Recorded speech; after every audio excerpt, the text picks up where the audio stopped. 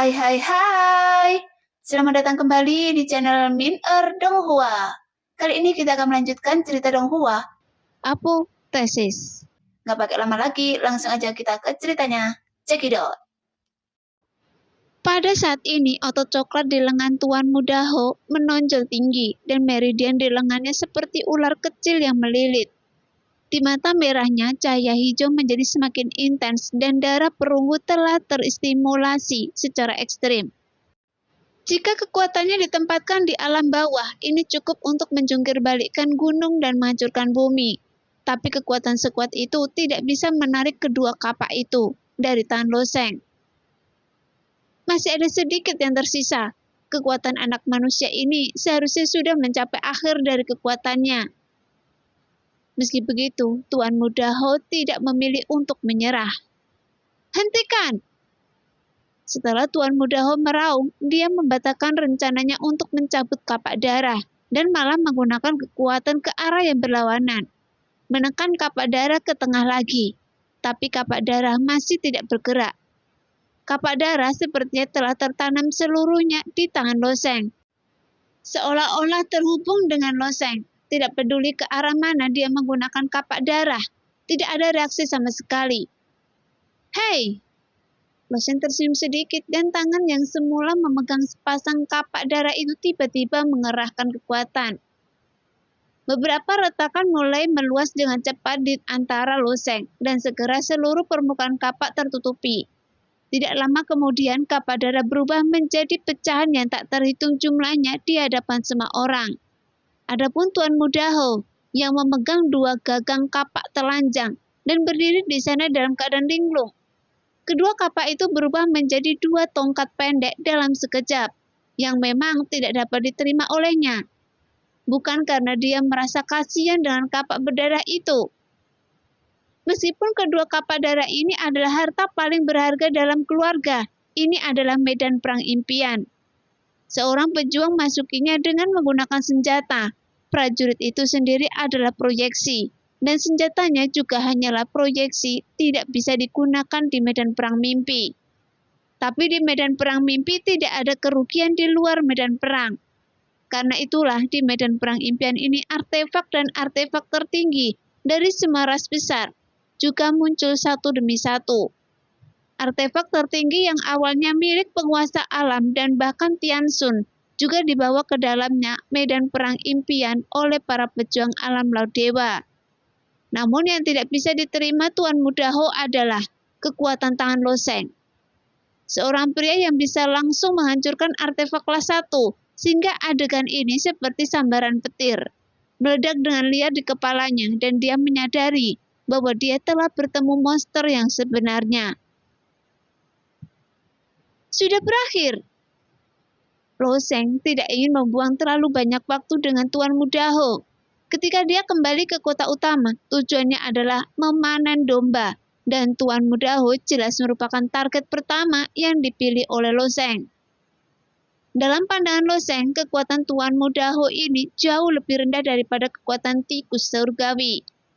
Meskipun kekuatan Tuan Muda Ho dianggap luar biasa di antara para pejuang iblis, Lo Seng tidak pernah kalah dalam persaingan kekuatan dengan para pejuang dari alam yang sama. Saat suara yang tajam terdengar, jari Lo Seng sudah berada di dahi Tuan Muda Ho, dan kemudian kepalanya yang besar berubah menjadi kabut darah. Kemudian tubuh tanpa kepala itu jatuh ke belakang. Setelah tubuh kekar itu menyentuh tanah, dia mulai menghilang perlahan, dan titik cahaya merah dipantulkan langsung kembali ke kota utama. Pada saat yang sama, sejumlah besar titik mimpi keluar dari tubuh Tuan Muda Ho. Titik cahaya kuning ini dengan cepat melesat ke tubuh Lo Seng, dan titik mimpi Lo Seng juga meningkat dengan cepat. Melihat pemandangan itu, banyak prajurit iblis di tembok kota juga menunjukkan rasa iri di wajah mereka. Tuan Muda Ho ini telah mengumpulkan 70.000 hingga 80.000 poin impian sebelumnya. Sekarang Lo Seng bisa mendapatkan setengah dari poin impian Tuan Muda Ho dengan membunuh Tuan Muda ini sekali, sehingga setengah dari kerja keras Tuan Muda Ho digunakan untuk membuat pakaian pernikahan untuk Lo Seng. Total 37.400 poin, termasuk poin impian yang saya kumpulkan sebelumnya. Sekarang telah melebihi 40.000 di dunia besar ini. Peringkatnya saya sekarang 520.000. Dan peringkat di medan perang impian itu 24 juta. Meskipun peringkat ini sudah menjadi yang terbaik bagi banyak pejuang, bagaimanapun ini melibatkan persaingan triliunan prajurit dan ada banyak orang jenius di depan Loseng. Tapi Loseng juga menunjukkan senyum masam. Dia tidak ketinggalan. Ada lebih dari 20 juta prajurit alam laut dewa di depannya. Setelah penyelidikan, Loseng melirik prajurit iblis di tembok kota. Ketika Tuan Muda Ho mengaktifkan darah perunggu, para prajurit iblis ini tidak berani meninggalkan kota. Menghadapi Loseng saat ini, bagaimana mereka berani meninggalkan kota utama? Tapi hutannya luas dan ada banyak jenis burung. Beberapa pejuang tidak datang ke sini untuk mendapatkan peringkat atau poin impian. Tujuan mereka masuki medan perang impian adalah untuk menantang, mengalami hidup dan mati berulang kali, dan mencoba menerobos belenggu mereka sendiri. Tepat ketika Loseng hendak pergi, 3 atau 4 prajurit iblis tiba-tiba bergegas keluar dari tembok kota. Prajurit iblis ini langsung menuju ke Loseng. Melihat itu, mata Loseng menatap para prajurit iblis ini dengan ringan.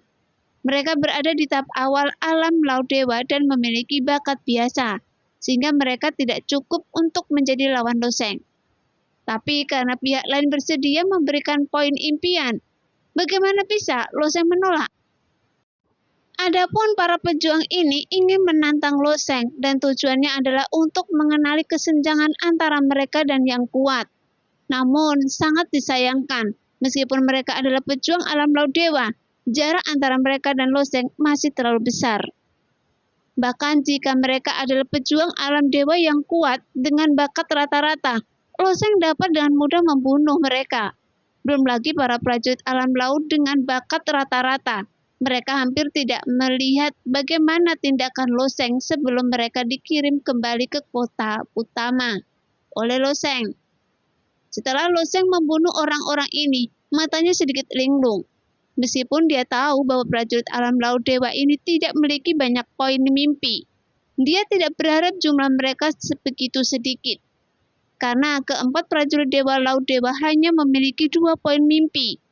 Salah satu dari 2 orang menyumbangkan titik mimpi, sedangkan tubuh 2 orang lainnya benar-benar tidak memiliki titik mimpi sama sekali. Loseng meninggalkan kota utama pada awalnya. Tentu saja dia tidak mengetahui kegilaan para pejuang ini. Setelah mereka dibangkitkan, mereka segera meninggalkan kota untuk mencari seseorang untuk bertarung sampai mati.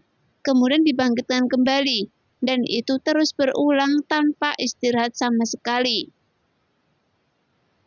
Dan ini adalah sekelompok orang gila yang mengembangkan hati Do. Mereka sama sekali tidak peduli dengan poin mimpi. Mereka hanya memanfaatkan medan perang mimpi untuk memberikan diri mereka pengalaman yang paling sempurna. Tepat setelah Loseng merawat keempat prajurit ini, 3 orang lagi langsung mendatangi Loseng. Sekarang, bahkan Loseng tidak terlalu tertarik. Meskipun Loseng tidak dapat menilai beberapa banyak poin mimpi yang dimiliki lawannya, tetapi dengan aura yang dipancarkan oleh para prajurit ini, dia secara kasar dapat memperkirakan kekuatan lawannya. Jadi, Loseng melangkah melintasi ruang di sepanjang kota utama dan dengan cepat menghilang di depan semua orang. Ketika Loseng pergi, banyak prajurit di tembok kota hanya menghela nafas dan kemudian bagian luar kota menjadi aktif kembali. Kota utama ini tidak terlalu kecil.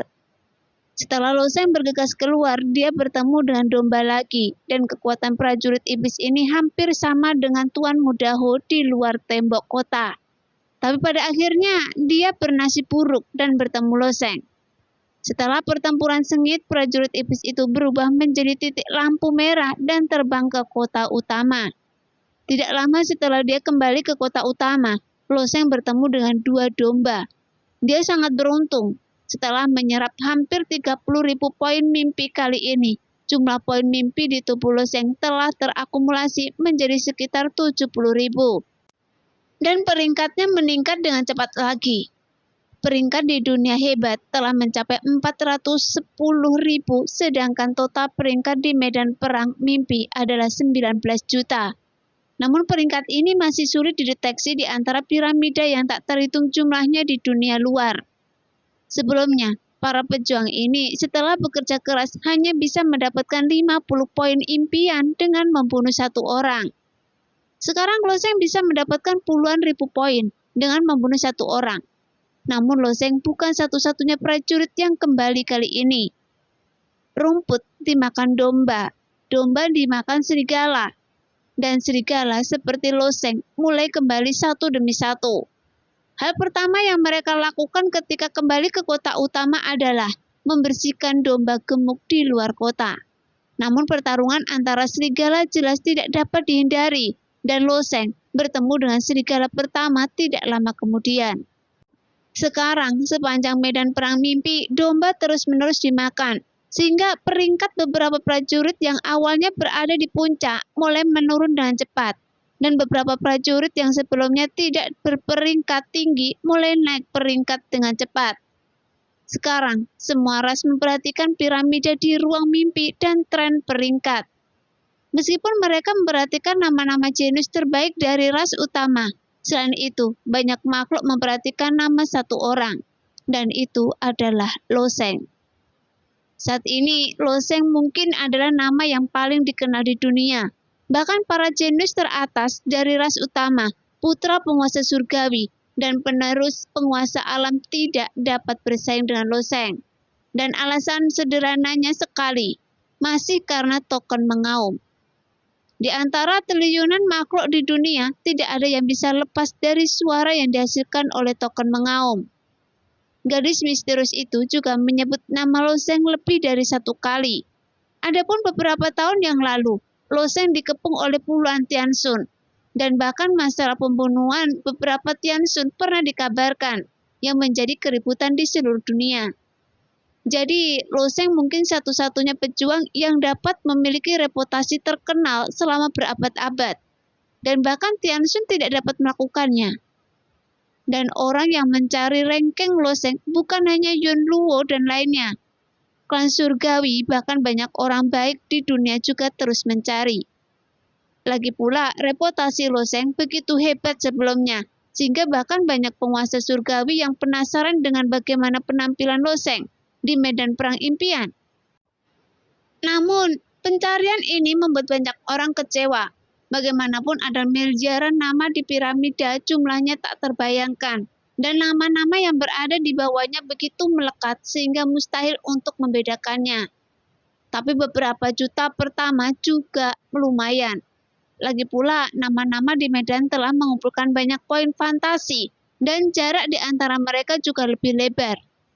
Untuk menemukan nama Loseng, beberapa orang baik turun dari puncak piramida, tetapi setelah menghabiskan banyak usaha, mereka tidak dapat menemukan Loseng. Bahkan setelah mencari puluhan juta nama. Loseng ini, bukankah dia memiliki rumah abadi yang luar biasa? Mengapa bahkan 10 juta orang belum masuk? Dia memperkirakan bakatnya rata-rata 10 juta. Sepertinya Loseng bahkan tidak sebaik jenius dari tanah suci inti tertentu. Memang 10 juta adalah standar yang sangat rendah. Sepertinya akan segera terjadi bencana di dunia ini. Bencana apa? Seseorang bertanya dan rasa ingin tahu.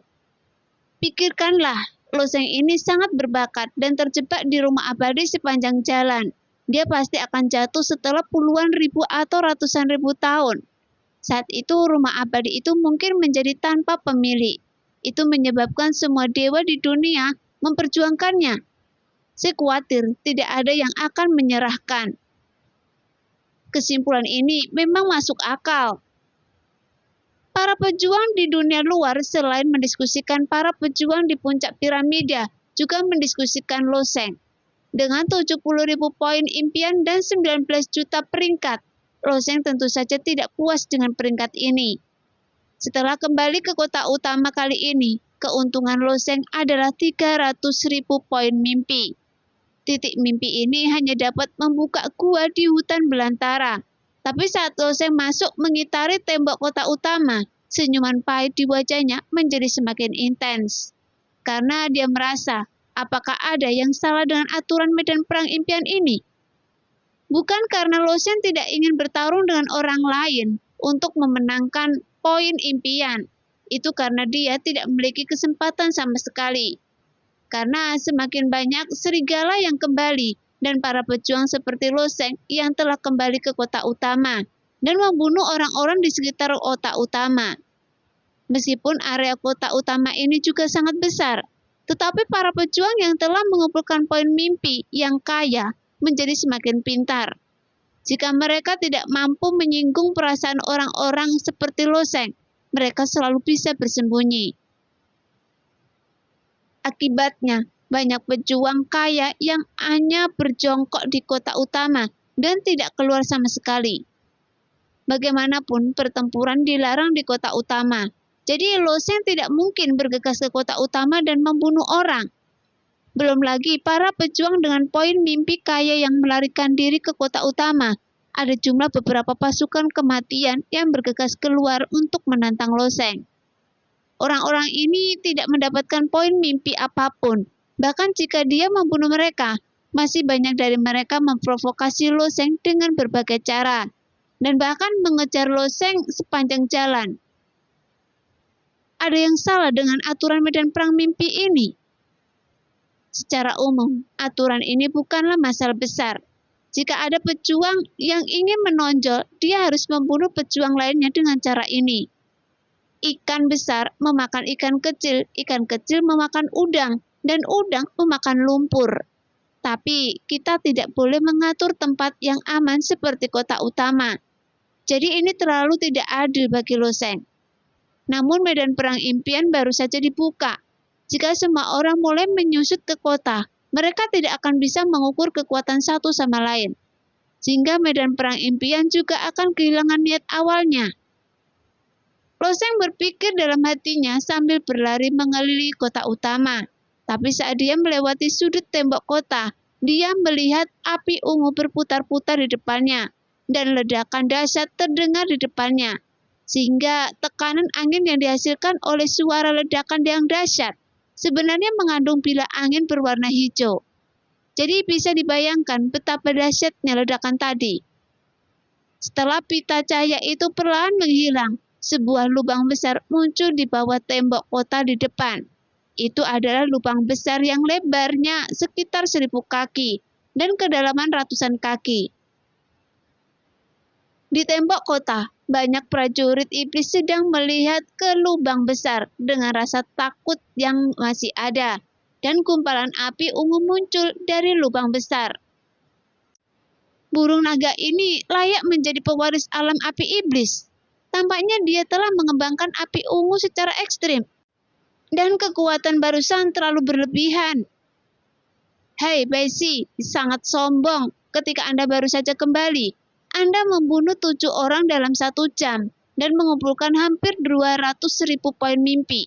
Saya tidak menyangka bahwa burung naga hanya menggunakan 3 gerakan untuk membunuh Baisi.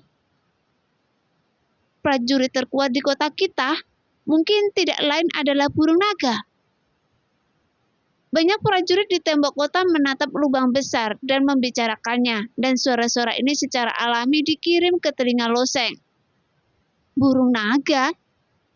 Meskipun namanya tidak penting, tapi Loseng mendengar pesan yang sangat penting. Burung naga ini tampaknya 1 langkah lebih cepat dari Loseng. Dalam waktu singkat, ia telah mengumpulkan 200.000 poin mimpi. Faktanya, sebelum Loseng, banyak prajurit telah kembali ke kota utama. Setelah mendapatkan beberapa poin impian, mereka segera bersembunyi di kota utama. Ketika Loseng kembali, domba-domba itu pada dasarnya telah dibersihkan. Jadi Loseng hanya menemui 2 domba di sepanjang jalan. Tidak lama kemudian, sesosok tubuh yang agak kurus perlahan bangkit dari dalam lubang. Dan orang ini adalah burung naga. Di bawah kakinya, api ajaib ungu berubah menjadi tangan raksasa dan mengangkat burung naga itu. Meskipun burung naga juga seorang pejuang iblis, ukurannya tidak setinggi iblis. Meskipun ia masih jauh lebih besar dari manusia tapi dia relatif kecil di antara klan iblis yang agung. Ketika burung naga muncul dari gua, dia melihat sekeliling, melihat banyak prajurit yang berkerumun di tembok kota. Dengan ekspresi ejekan di wajahnya, dia bahkan tidak repot-repot membunuh para pengecut ini. Bahkan jika mereka berinisiatif meninggalkan kota. Namun ketika mata burung naga menyapu sepanjang tepi tembok kota dan meluas ke ujung tembok kota, dia melihat sesosok tubuh melayang di sudut. Dan Losenglah yang mengenakan pakaian hijau, sehingga wajah burung naga tiba-tiba menunjukkan ekspresi sedikit bingung. Mengapa prajurit manusia ini tidak bersembunyi di tembok kota? Sebagai keturunan dari alam api iblis, burung naga dapat menaklukkan kota utama di depannya. Tapi itu hanyalah sebuah tujuan yang tidak penting. Dia ingin bertabrakan dengan orang kuat teratas di medan perang impian ini. Dari awal hingga akhir, burung naga tidak pernah menaruh perhatian pada kota utama ini. Begitu pula para pejuang di kota utama ini. Jadi ketika dia melihat Loseng tidak menghindarinya, dia sangat bingung. Bukankah prajurit manusia ini seharusnya sangat ketakutan? Ketika Longkin bingung, dia melihat Loseng terbang perlahan ke arahnya dengan senyum hangat di wajahnya. Jelas, senyuman di wajah Loseng tidak diragukan lagi sangat mempesona di mata Longkin. Ras manusia dianggap sebagai ras yang sangat kuat di dunia, tetapi di kota utama ini, para pejuang iblis menduduki arus utama mutlak. Dan ras lain secara tidak sengaja ditugaskan ke kota utama ini, dan orang-orang ini tidak lebih dari umpan meriam. Sekarang, Longkin berdiri di sini. Ribuan prajurit di kota utama tidak berani mengambil langkah. Jadi apakah pemuda manusia di depan saya ini idiot? Namun senyuman Loseng memang terlihat sedikit mempesona saat ini. Meskipun Longkin tidak tahu bahwa meskipun dia adalah salah satu penjara di kota utama, di mata Loseng, dia adalah domba besar yang gemuk. Saat ini, Loseng masih khawatir Longkin akan melarikan diri kembali ke kota utama. Bagaimanapun, 200.000 poin fantasi. Jika dia membunuhnya, dia akan mendapatkan 100.000 poin. Dan Loseng saat ini hanya memiliki total lebih dari 70.000 poin fantasi. Dari mana datangnya pejuang manusia ini dan langsung menuju ke burung naga? Dia sedang mencari kematian. Saya kenal orang ini. Dia pernah membunuh Tuan Muda Ho di Barat Daya. Dia juga karakter yang kuat. Dia menghancurkan kapak ganda Tuan Muda Ho dengan tangan kosong. Dan itu adalah senjata dewa kelas 1. Meskipun artefak kelas 1 tidak berarti apa-apa di mata Loseng, namun di mata banyak pejuang alam laut dewa, itu adalah harta karun yang bisa ditemukan tetapi tidak bisa dicari. Apakah orang ini begitu mendominasi? Mendengar ini, para prajurit iblis di kota itu juga menatap Loseng dengan tinggi. Meski begitu, dia bukanlah lawan Longkin, karena mereka tidak berada pada tingkat kekuatan yang sama. Bagaimanapun Longkin telah memahami rahasia dalam hukum api, tapi dia sebenarnya berani memprovokasi Longkin. Saya khawatir dia tidak puas dengan poin mimpinya. Selama diskusi ini, sejumlah kecil pejuang manusia juga memiliki kilatan cahaya di mata mereka. Pejuang manusia ini secara tidak sengaja ditugaskan ke kota utama ini, dan mereka hanya bisa mengakui bahwa mereka tidak beruntung. Meskipun medan perang mimpi tidak membedakan ras, yang kekuatan dan para pejuang iblis itu juga bertarung satu sama lain. Tapi ini selama sejumlah kecil pejuang manusia meninggalkan kota utama, mereka akan dianggap sebagai target pertama, tanpa terkecuali. Pertama, pejuang manusia di kota utama memang lebih lemah, dan kedua karena perbedaan ras. Mereka memang lebih rentan terhadap serangan. Mendengar bahwa pemuda manusia di depan mereka memiliki kekuatan seperti itu, mereka merasa wajah mereka agak berseri-seri yang membuat mereka lega. Tapi sekarang mereka melihat pertempuran Longkin dan mereka tidak bisa tidak khawatir tentang Loseng. Bagaimanapun kekuatan yang ditunjukkan oleh Longkin itu terlalu menakutkan. Meskipun kekuatan pemuda manusia di depan mereka mungkin cukup bagus, tapi masih terlalu sulit untuk melawan burung naga. Semakin banyak prajurit berkumpul di tembok kota, mereka juga ingin melihat dukungan apa yang dimiliki pemuda dari umat manusia ini, sehingga berani menantang Longkin secara langsung. Di luar tembok kota, mata kedua orang itu saling bertatapan. Keduanya khawatir tetapi mereka takut satu sama lain. Akan menjadi penakut dan melarikan diri ke kota. Namun ketika jarak antara keduanya semakin menyempit, sehingga kedua belah pihak menyadari bahwa kekhawatiran mereka tidak diperlukan. Mereka semua melihat kepercayaan diri yang kuat di mata kedua belah pihak. Kepercayaan diri semacam ini bukanlah kepura-puraan. Jadi kepercayaan diri semacam ini adalah kepercayaan diri yang terus-menerus berakumulasi dalam pertempuran dan melebur ke dalam tulang mereka. Saya tidak tahu dari mana kepercayaan diri Anda berasal, Longkin berkata dengan ringan. Ketika jarak antara kedua belah pihak hanya 10 kaki dan ada sedikit sarkasme di mata yang menatap Lo Sheng. Tapi melawan saya akan membuat Anda mengerti apa itu keputusasaan. Anda seharusnya beruntung karena ini adalah medan perang impian. Setidaknya Anda tidak akan binasa. Mendengar itu, mata Lo Sheng tenang dan dia berkata sambil tersenyum. Anda mungkin mengira saya melebih-lebihkan kemampuan saya sendiri. Cahaya di mata Longkin bersinar dan momentum agung tiba-tiba dilepaskan. Momentum ini berasal dari pemahamannya tentang hukum api.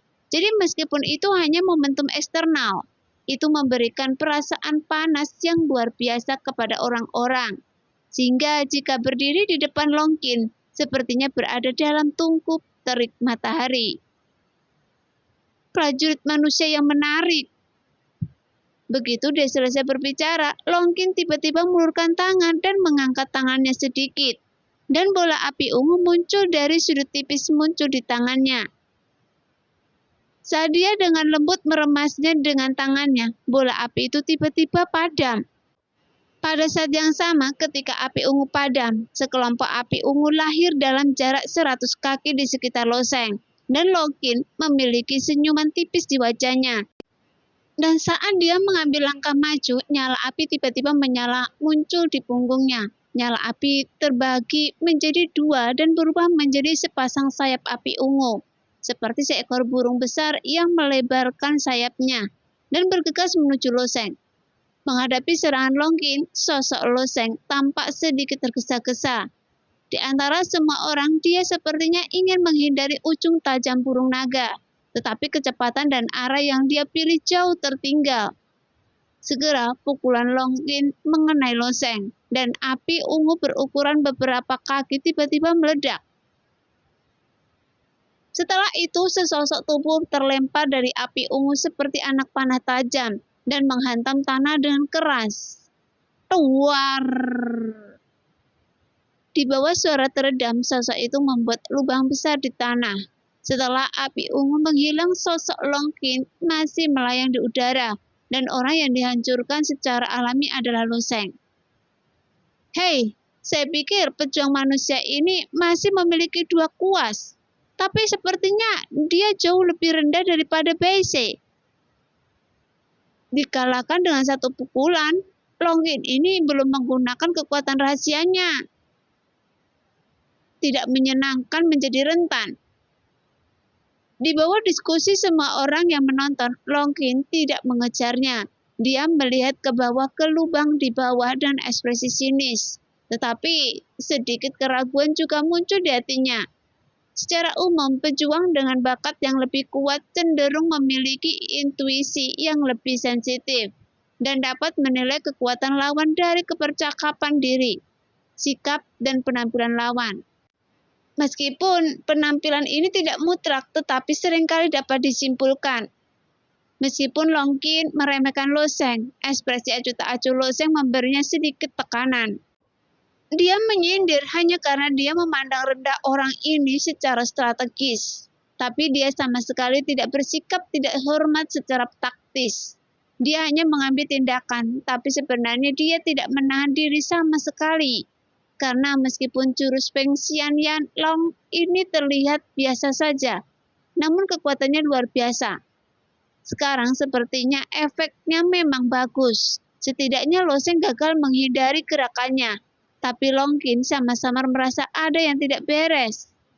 Pada saat ini Lo Sheng telah keluar dari lubang besar, menatap dirinya sendiri dengan ekspresi tegas, dan sepertinya ada ekspresi ketidakpuasan di matanya.